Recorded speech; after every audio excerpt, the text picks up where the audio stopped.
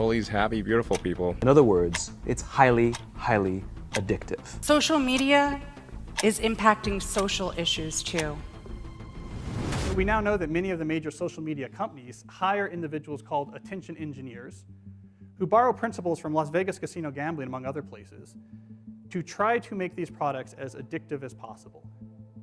That is the desired use case of these products, is that you use it in an addictive fashion because that maximizes the profit that can be extracted from your attention and data. I think that one of the issues with social media, it's been pointed out by many people, is that people look like they have a much better life. People are posting pictures of when they're really happy. They're modifying those pictures to be better looking. We know that engagement with social media and our cell phones releases a chemical called dopamine. That's why when you get a text, it feels good. Start by turning off your social apps and giving your brain a break.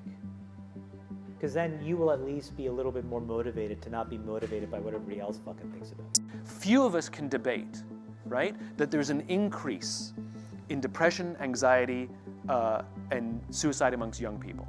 I mean, the statistics are alarming. Suicides has tripled in the past 15 years, right?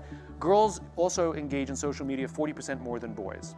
People are pressing a like button rather than actively engaging with campaigns in real life. They're more about how other people perceive our adventures than actually having them. The urge to check social media is stronger than the urge for sex, yet both are driven by a need to connect.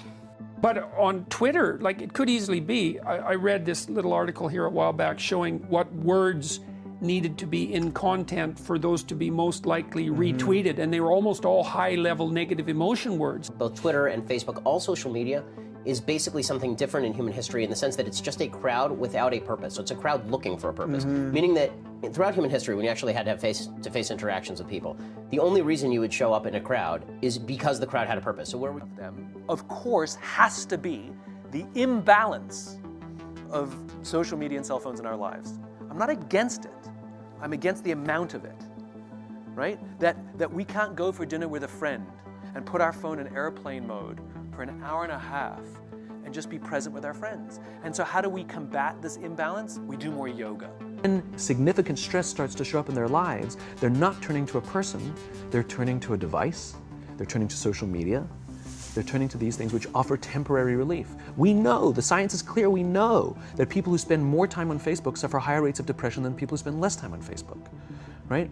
These things balanced. Alcohol is not bad, too much alcohol is bad. Gambling is fun, too much gambling is dangerous, right? There's nothing wrong with social media and cell phones. It's the imbalance, right? If you're sitting at dinner with your friends and you're texting somebody who's not there, that's a problem. That's an addiction.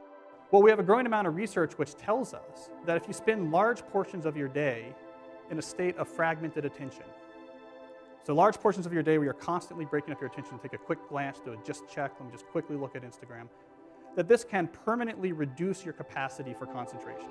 That the more you use social media, the more likely you are to feel lonely or isolated. Specifically on LinkedIn, and I was named a top voice on the platform. But what I realized was, the more I was creating online and building relationships online, I was losing touch with people in real life.